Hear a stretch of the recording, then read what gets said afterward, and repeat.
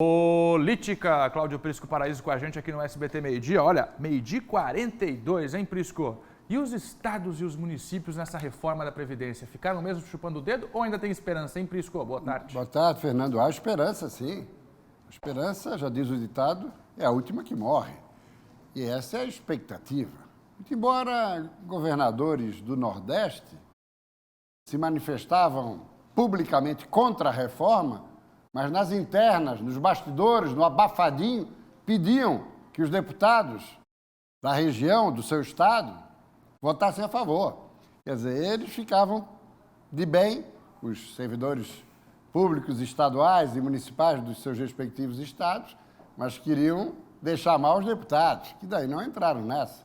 E por isso foi excluído da proposta encaminhada pelo governo Previdência para estados e municípios, na Câmara.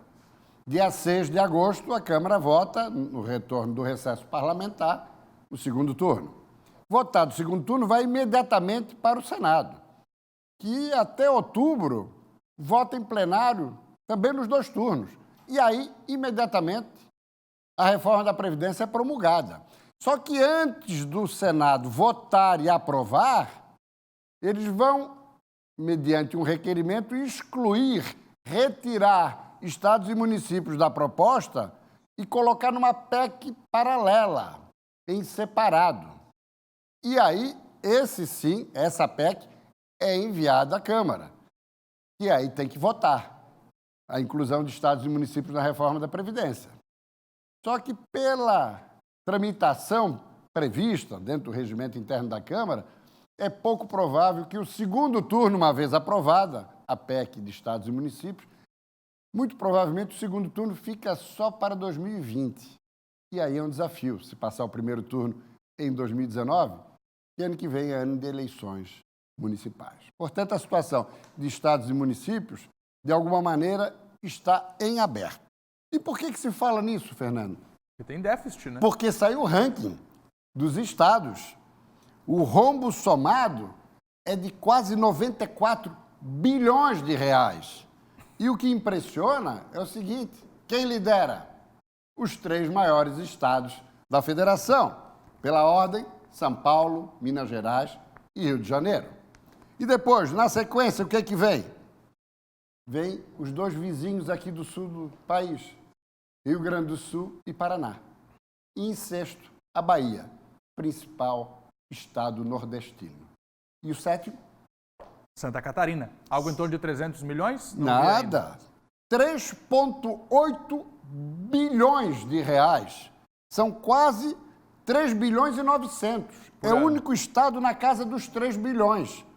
Todos para cima, acima de Santa Catarina, são acima de 4 bilhões. E abaixo de Santa Catarina, que é Pernambuco, já é 2 bilhões e meio. Ou seja, tem um hiato aí de 1 bilhão e 300 milhões entre Santa Catarina e Pernambuco.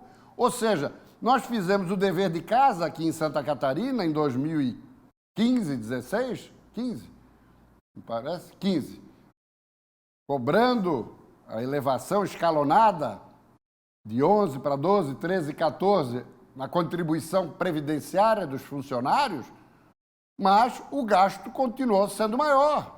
Hoje, Santa Catarina gasta mais com os inativos, Fernando, do que propriamente com os ativos. Com quem está trabalhando. Exatamente, uma situação absolutamente preocupante. Portanto, para Santa Catarina, que é o nosso estado, a inclusão é de fundamental importância, olhando o horizonte e vislumbrando o futuro do estado. Algo em torno de 300, quase 400 milhões por mês. Exatamente. O estado tira da receita para pagar. É grave, é um estado economicamente que fica acima da média nacional, que responde bem na arrecadação, sem dúvida nenhuma, é verdade.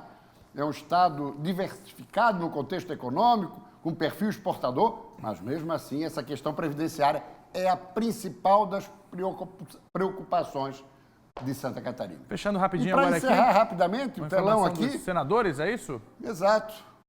Hoje foi divulgado pelo Diário do Poder, do jornalista Cláudio Humberto, que apenas 15 dos 81 senadores brasileiros não recebem auxílio moradia e nem ocupam imóvel funcional oferecido pelo Senado.